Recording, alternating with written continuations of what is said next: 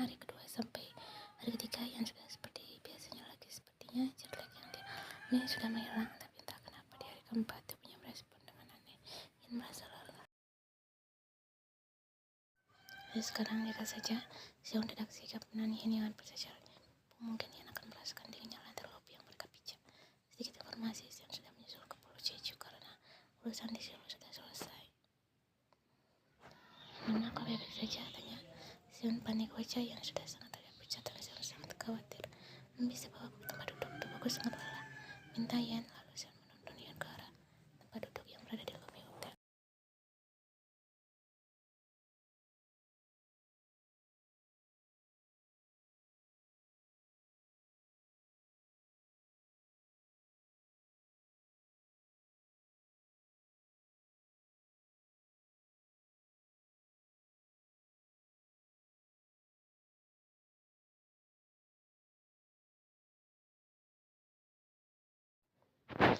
Segera Seon menghampiri dan meminta tolong, permisi bisakah saya mendapatkan air minum untuk kakak saya. Salah satu tukang lobi itu pun rasanya beramah dan mengiyakan permintaan Seon. Akan saya carikan, ucapnya lalu berlalu.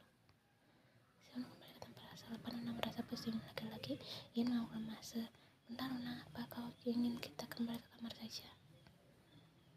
Aku tidak kuat berjalan. Aku bisa minum Nona jika Nona ingin, setelah aku mendapatkan air.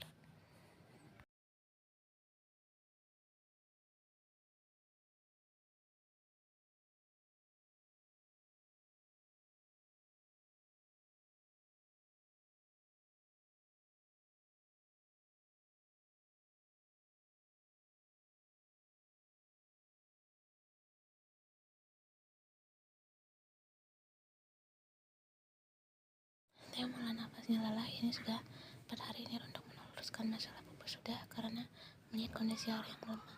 Ya sudah, apa kau ingin sesuatu, katakan padaku, aku akan membelikannya untukmu.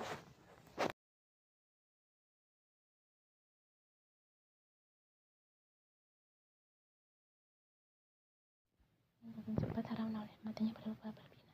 Maka kau mau menuruti apa yang aku inginkan? Tanya Ara memastikan jika sudah begini, tidak bisa berbuat banyak. Apapun itu asal akan ada makanan yang masuk dalam perutmu. Yang tersiun di bis berdarah. Aku sepertinya ingin bergoki. Tidak, bagaimana dengan ramen yang dijual di kedai Bibi Chong? Sepertinya aku menginginkan itu.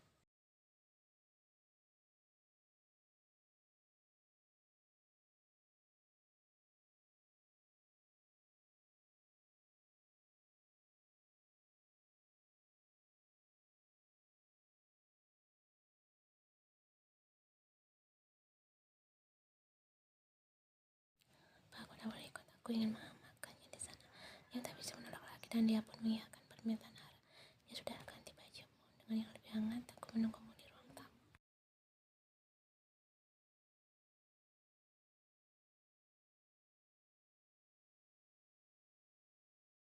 Seon baru saja keluar dari kamar yang ditempati Ian. Setelah memastikan Ian datang ke kamar, tentu saja Ian menolak saat dokter Oh itu ingin memeriksanya. Ian bilang dia hanya kelelahan, istirahat. Dan disinilah Seon duduk di teras balkon hotel dengan secangkir coklat panas di tangannya. Pandangannya berubah sendu saat penglihatannya menyapu seluruh ombak yang ada di hadapannya.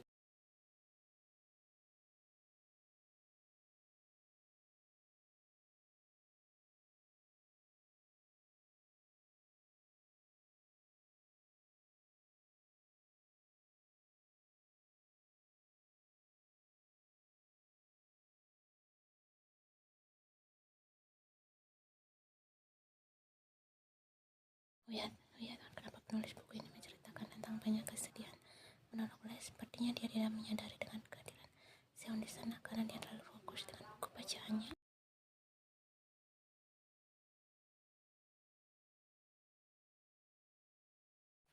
Kau kira kau tidak ada di sini? Benar saja. Dia baru saja menyadari kehadiran Seon di sana. Dia mengambil tempat duduk tepat di samping Seon. Sejenak dia menutup buku tebal yang sedang dia baca.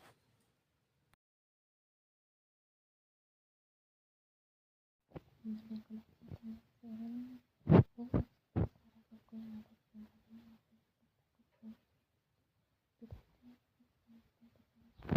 tenang,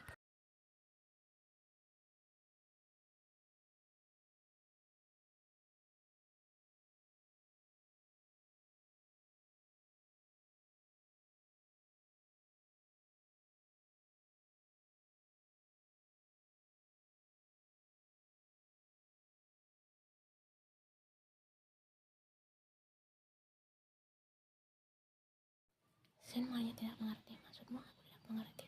Kau akan mengerti nanti. Sudahlah, jangan dipaksakan. Jika tidak mengerti, Sen mengelukkan kepalanya mengerti. Sen, bagaimana keadaannya?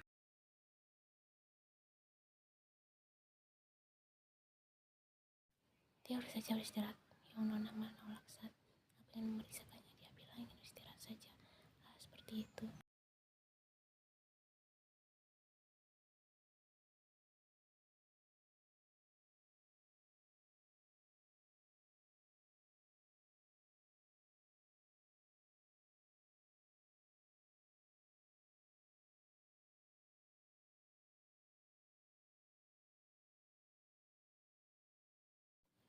Sebentar tadi saya menaruhnya di laci. Kimi mengambil ponsel milik Ian yang katanya disimpan di dalam laci. Aku ingin menghubungi Theo, Pak. Aku belum menghubunginya dari kemarin. Kimi memberikan ponsel Ian, lalu setelah itu Ian pun mencari kontak Theo. Terdengar ada sambungan di sana. Namun sepertinya anak laki itu sedang sibuk sampai panggilan dari Ian tidak diangkat oleh Theo.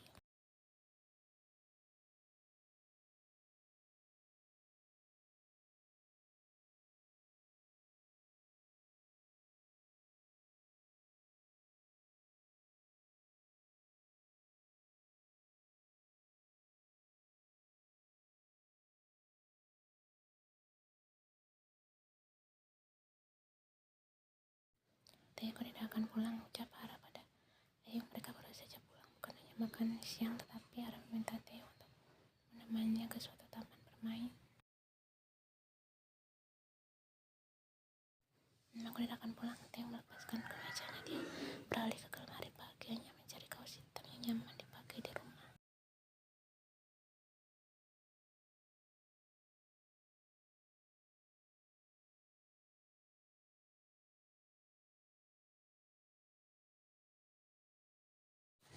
Theo meninggalkan Hara begitu saja. Entahlah, Hara sedikit berbeda dengan perilaku Theo yang terkadang dia bersikap hangat. Saatnya Theo bersikap aja.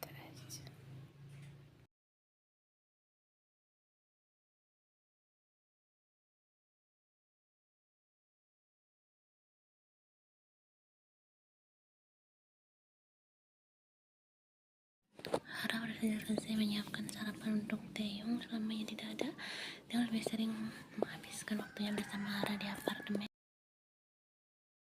Selain takut ada yang kenapa-napa, Taeyong beralasan bahwa jarak apartemen dengan kantornya terbilang cukup dekat daripada jarak kantor dengan rumahnya. Taeyong keluar dari kamarnya dengan dasi di tangannya. Jangan tanya kenapa dia belum benar-benar rapi.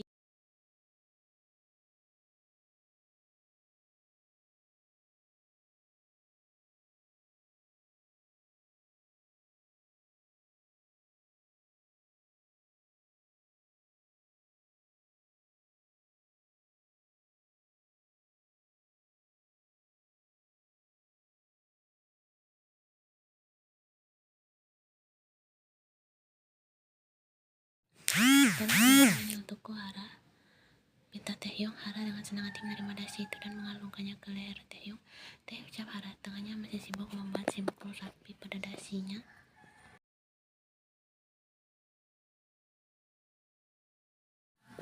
Taeyong bergumam sebagai jawaban.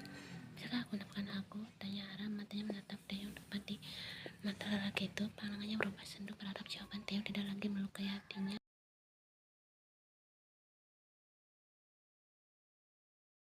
Taeyong terdiam membalas tatapan Hara. Aku tidak tahu. Aku minta waktu untuk memikirkannya, jawab Taeyong akhirnya. Tangannya menggenggam tangan Hara yang berada di pundaknya. Taeyong melepaskannya perlahan.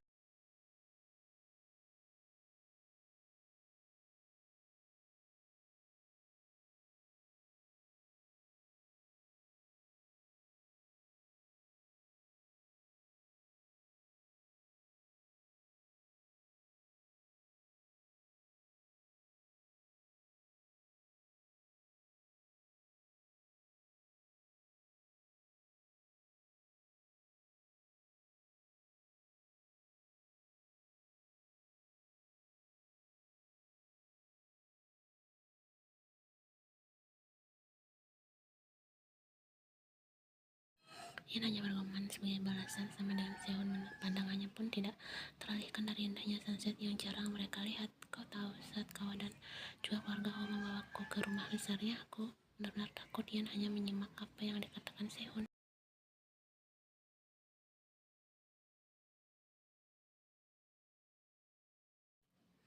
Saat itu pikiranku benar-benar kacau. Aku takut jika suatu saat nanti aku akan dijual atau oleh keluarga baruku. Tapi saat itu Nona memegang tanganku seperti ini. Sehun meraih telapak tangan Ian yang bebas, menggenggamnya dan memperlihatkannya pada Ian.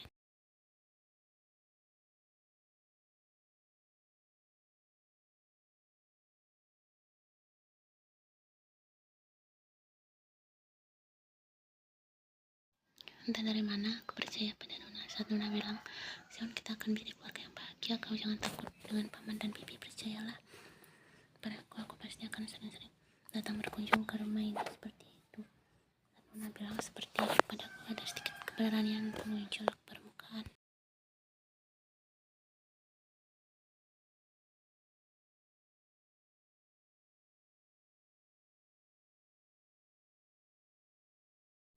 Dia tersenyum tipis, tidak menyangka anak kecil yang dia temui di panti asuhan dulu akan tumbuh seperti sekarang ini. Tubuh kurusnya digantikan dengan tubuh ideal impian semua wanita. Wajah tampan yang saat itu pun tampan kini berubah menjadi lebih tampan dan dewasa.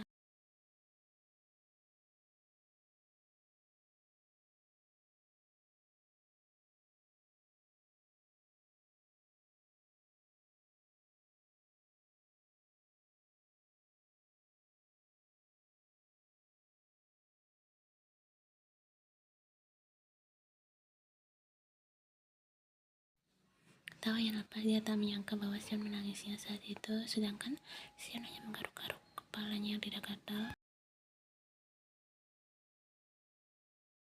Tapi saat hari libur tiba, Nona tidak ada yang datang, hanya Ji Min Hyung dan juga Haranuna. Ji Min Hyung membawa banyak mainan saat itu, tapi aku melihat kau hanya diam tidak biasanya. Saat aku mengajak kau bercanda, kau hanya tersenyum, setelah itu diam, tidak seperti biasanya yang banyak bicara.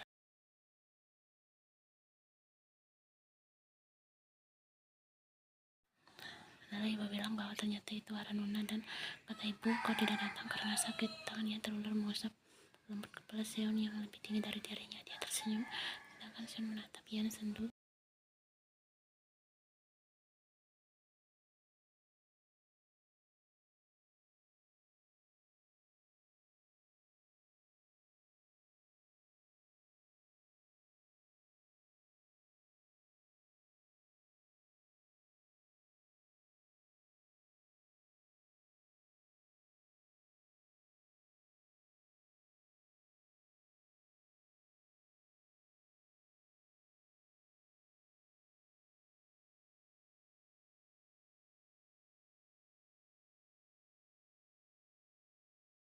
Aku yang memeluk Nona, ucap Seon kini sedikit lebih tenang. Ian meletakkan tangannya sambil tersenyum. Seon pun langsung mengambil kepelukan Ian.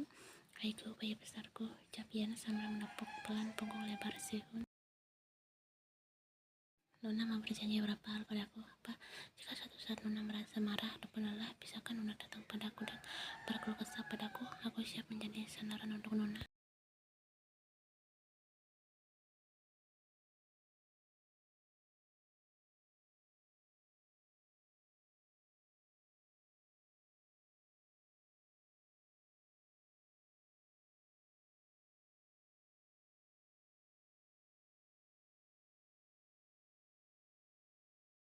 Jimin merupakan tubuhnya dirancang untuk miliknya. Dia baru saja pulang dan langsung membersihkan dirinya. Jimin bukan tipikal orang yang betah dengan keadaan tubuh yang tidak segar. Maka dari itu, sebelum itu tidur, dia harus membersihkan dulu badannya. Sudah lebih dari 20 menit Jimin tak menutup matanya. Dia malah sibuk dengan pikirannya dan bukan sibuk dengan alam bawah sadarnya. Lagi dan lagi, Jimin hanya bisa bergerak gelisah.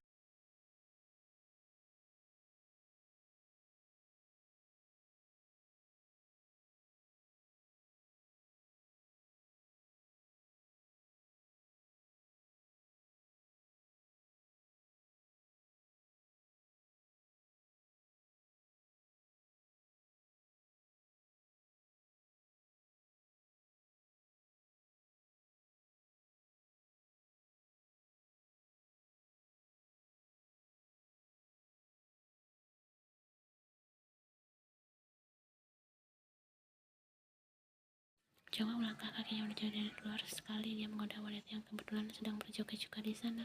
Besok lusa peresmian klubnya yang baru, jadi bolehlah dia sedikit berbagi kesenangan pada orang lain.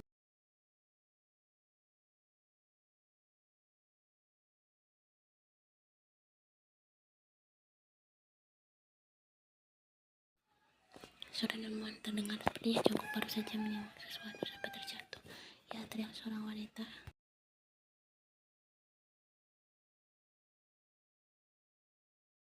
Jongkok membalikkan tubuhnya mencari sumber suara yang meneriakinya, walaupun suaranya tak terlalu keras karena teredam oleh minuman musik yang dia bawa oleh DJ yang bertugas. Tetap saja Jongkok bisa merasakan bahwa perempuan ini sepertinya sedang kesal padanya.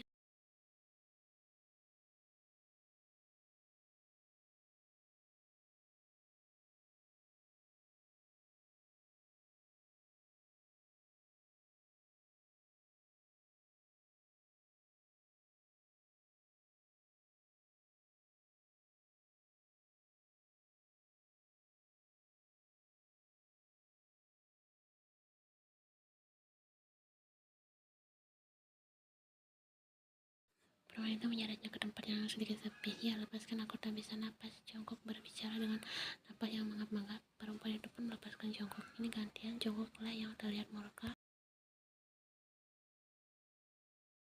Kau harus mengucapkan minta maafmu dengan benar, Tuan. Sembah wanita itu membuat Jongkok tersenyum miring seketika.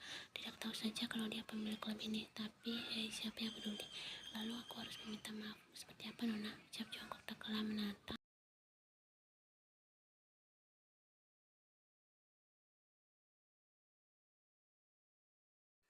Harusnya kau minta maaf dengan seluruh penyesalanmu karena kau sudah membuatku jatuh. Mereka terlihat dalam madu mulut. Hei, tidak usah bertarik depan wajahku. Apa kau tidak tahu bahwa aku...